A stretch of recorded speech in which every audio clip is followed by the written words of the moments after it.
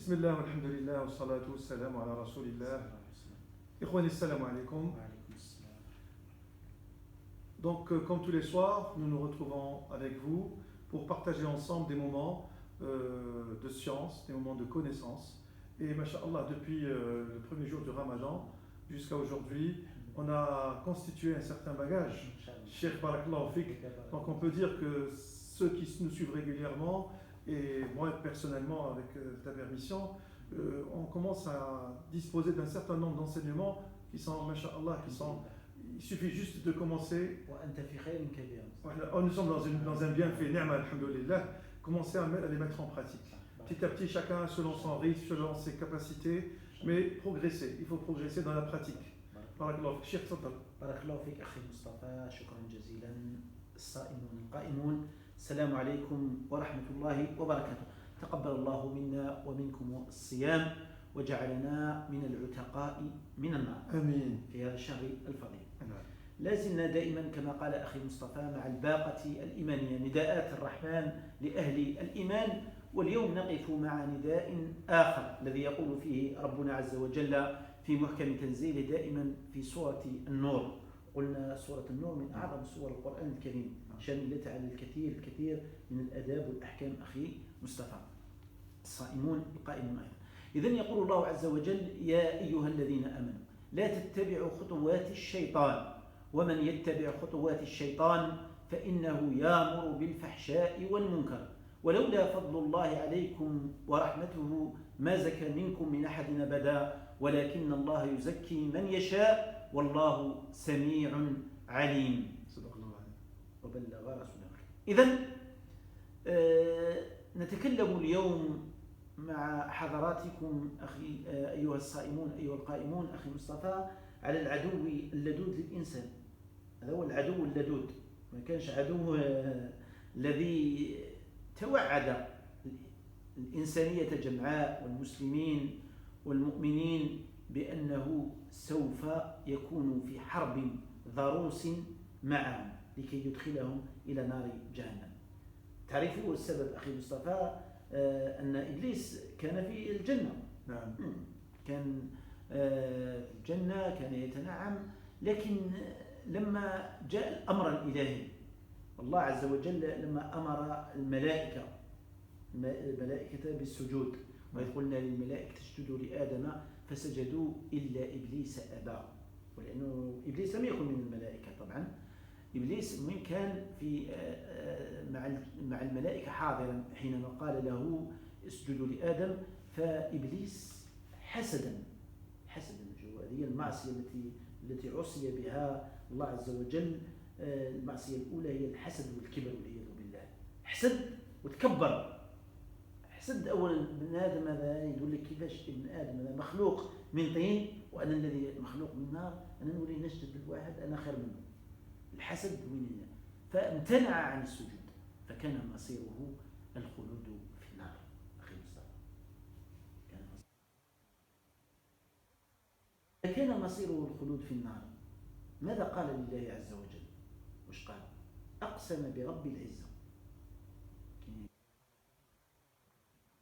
لأنه إبليس يقر بربوبية الله عز وجل غيرها، على عكس الإنسان. ربما كان الإنسان الذي استعظم في يوم مثلا فرعون قال أنا ربكم الأعلى، لكن إبليس يقر بعظمة الله عز وجل، يقول له وعزتك لأغوينهم أجمعين. هنا تعهد إبليس بأنه سوف لن يترك ولا فرصة إلا ويغوي فيها ابن آدم في دخوله النار. لهذا يقول الله عز وجل على لسانه في القرآن حينما أمر توعده بنار جهنم فقال لأغوينهم أجمعين إلا عبادك منهم المخلصين. قال الله عز وجل قال فالحق والحق أقول لأملأن جهنم منك وممن تبعك منهم أجمعين. قال في آية أخرى على لسانه أيضا، على لسان إبليس أخي مصطفى: لأقعدن لهم صراطك المستقيم. يقر بصراط الله عز وجل. لأقعدن لعبادك هؤلاء الذين يريدون اتباعك واتباع ما جاء به الأنبياء والمرسلون، لأقعدن لهم صراطك المستقيم. ثم لآتين اسمعوا مليح ثم لآتينهم من بين أيديهم ومن خلفهم وعن أيمانهم وعن شمائلهم ولا تجد أكثرهم شاكرين. قال اخرج منها مذءوما مدحورا لمن تبعك منهم لأملأن جهنم منكم أجمعين. ولهذا كل من تبع في الغواية إبليس فهو يحشر معه أيضا والعياذ بالله. إذن لهذا الله عز وجل جاءت الأوامر الإلهية كثيرا في عدم اتباع هذا العدو اللدود للمسلمين وللمؤمنين. على إبليس الشيطان يعدكم الفقر ويأمركم بالفحشاء والله يعدكم مغفرة منه وفضلا والله واسع عليم. يعني الشيطان كل أبواب الخير إلا ويقف فيها صاد أخي مصطفى. يبكي السجود. علاش أخي مصطفى؟ علاش أيها الصائمون القائمون؟ لأن إبليس امتنع عن هذه العبادة كان هذا سبب الامتناع في دخوله النار. فلما يشوف يعني هو يوميا مع الجنود تاعو، يوميا في غواية ابن آدم، في غواية المسلم، في غواية المؤمن، لكن لما يتفوق عليه المؤمن ويذل ويهبط ويسجد لله عز وجل، هنا يركن إلى زاوية إبليس ويبدأ في البكاء والعويل. يا ويحي أمرت بالسجود فلم أسجد وأمر ابن آدم بالسجود فسجد. أفضل العبادات أقرب ما يكون العبد من ربه وهو ساجد، لأنك راح ترغم إبليس العدو اللدود تاعك، راح ترغمه على أن يبكي وعلى أن يعترف بخطيئته. الكلام يطول في هذا الأمر. وصيتي لنفسي أولا، إليكم ثانيا، أن لا ننساق وراء الرغبات الشيطانية. تقولوا لي كيفاش والشيطان راه قريننا ودائما معنا؟ أقول لكم كما قال ربنا وكما قال نبينا صلى الله عليه وسلم. كيفاش نتغلبوا على الشيطان أخي مصطفى؟ نتغلبوه، أنا قلت لك نتغلبوه بكثرة العبادة، بكثرة الرجوع إلى الله عز وجل، بكثرة الإنابة، بكثرة التعوذ منه. أعطانا الله عز وجل وصفة سيدي، أعطانا الاستعاذة. دائما نقولوا أعوذ بالله من الشيطان الرجيم، أعوذ بالله السميع العليم من الشيطان الرجيم، الله يخزيك يا إبليس، الله يلعنك يا إبليس. دائما اطرد هذا الشيطان وتفوق عليه. واكثر من العبادات، أكثر من العبادات، فسوف تنتصر بإذن الله عز وجل. أخي الصائم، أخي النور، تفضل أخي مصطفى. بارك الله فيك.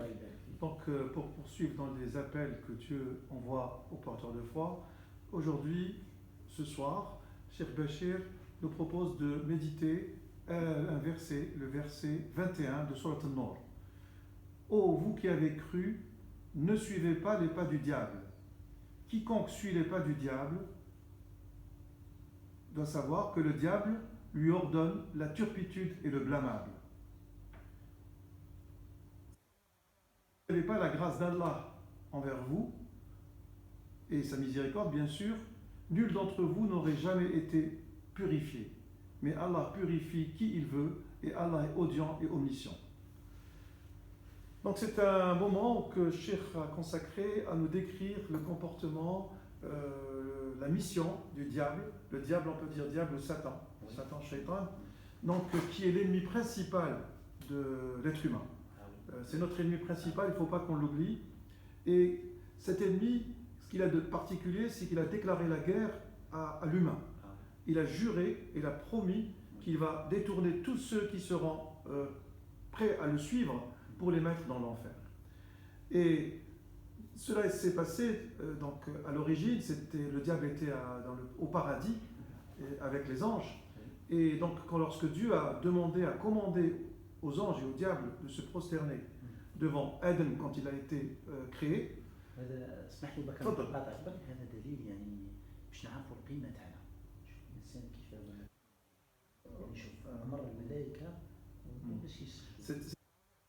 Pour l'être humain, on a été honoré puisqu'il a commandé, Allah Azza wa Jalla, il a commandé aux anges de se prosterner. Normalement, on doit se prosterner devant Dieu. Mais il a autorisé que les anges se prosternent devant l'humain. Et diable, il a été pris par son orgueil et par sa jalousie, son envie.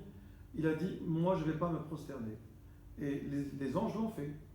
À ce moment-là, Dieu lui a dit, puisque tu ne veux pas, mais appliquer mon commandement, tu vas sortir de l'enfer. Et il a juré en sortant qu'il va conduire tous ceux qui seront faciles à conduire avec lui. Il a juré qu'il les emmènerait dans le feu de l'enfer. À l'exception de ceux qui résisteront, qui renieront le diable et qui continueront à adorer Allah, à l'adorer d'une façon sincère. Donc le diable reconnaît qu'il va y avoir Sirat Mustaqim. C'est le chemin droit qui va nous mener vers le paradis ou vers l'enfer. Au moment, jusqu'à la dernière seconde, lorsqu'on sera sur le fil qui nous conduit vers l'enfer et le paradis, il sera en travers pour essayer de nous tenter, de nous amener des tentations, de sorte à ce qu'on puisse échouer et finir avec lui dans l'enfer. Lorsqu'on est en train de prier Allah, et surtout dans la position de prosternation, lorsqu'on a le front à terre et en train d'adorer Allah, c'est le moment le plus difficile pour le Satan. Il va se mettre à pleurer de voir que l'être humain lui a échappé, il est proche de Dieu, alors que lui, il a juré de se mettre entre Dieu et l'être humain. Ne pas laisser l'être humain se rapprocher de Dieu. C'est toujours la jalousie et l'orgueil. Et donc, lorsqu'on est en adoration, sachons tous que nous sommes en train de faire souffrir le diable. Et il nous demande, Shir, de faire tout ce qui est en notre possible, de résister aux tentations du diable et de se rapprocher en multipliant les adorations.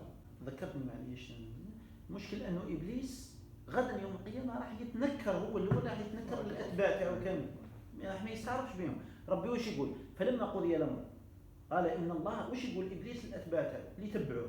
ان الله وعدكم وعد الحق ووعدتكم فاخلفتكم وما كان لي عليكم من سلطان الا ان دعوتكم، ما جيتش درت لكم انا دعوت فاستجبتم لي فلا تلوموني لوموا انفسكم. الان لوموا انفسكم ما أنا بمصرخكم وما أنتم بمصرخي إني كفرت بما أشركتموني من قبل إن الظالمين لهم عذاب أليم. Donc on a l'impression que le diable adore Allah, il reconnaît la majesté d'Allah. D'ailleurs il s'est adressé à Allah en lui disant avec ta puissance et ta majesté que je vais les détourner jusqu'au dernier de ceux qui veulent vous suivre.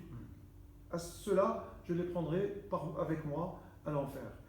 En fait, donc Satan est là pour te rappeler que tu vas être pauvre. C'est toi qui, si tu vas faire une bonne action, il va dire bon, tu peux la faire après. Pour le moment, tu as besoin de cet argent.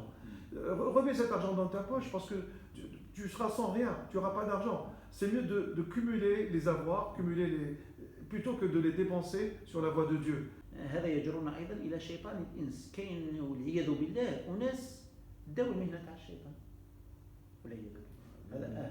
هذا كاين اللي يكون يصيب والعياذ بالله الخير ما يجيش. لا جيت تصلي يقول لك لا جيت تصوم يقول لك خطيك، تجي رايح للجامع يقول لك خطيك. هذا شيطان الانس، ولهذا لابد نحذر من شيطان الجن ونحذر من شيطان الانس. Donc un dernier point ajouté par Achir. Donc on a l'impression que le diable c'est une créature d'une nature un peu extraterrestre, on ne sait pas quelle forme il a, mais en fait il peut avoir la forme d'un humain. Ça peut être le voisin, ça peut être l'ami, le compagnon, ça peut être un humain, et son rôle est le même rôle que celui du diable. À chaque fois que tu te mets en route pour faire une bonne action, il sera là pour te barrer la route, pour te dire c'est pas la peine d'aller à la prière, c'est pas la peine de faire des bonnes actions, d'aider, et notre rôle c'est de rester concentré sur nos adorations et et puis faire le maximum pour nous détourner du diable. Et l'une des formules que le Cheikh nous a rappelé, c'est A'udhu billahi minash shaitanir rajim. Je me remets à Dieu contre le diable pour le repousser. Et à chaque fois qu'on le repousse, on a un répit, un moment de répit jusqu'à la prochaine fois qu'il revienne aussi essayer de nous tenter. إن شاء الله نسأل الله عز وجل أن يرزقنا القبول وأن يرزقنا الإخلاص وأن نخرج من هذه الباقة الإيمانية. نخرج منها بثمرة. يعني كل ما نعرف حاجة نطبقها.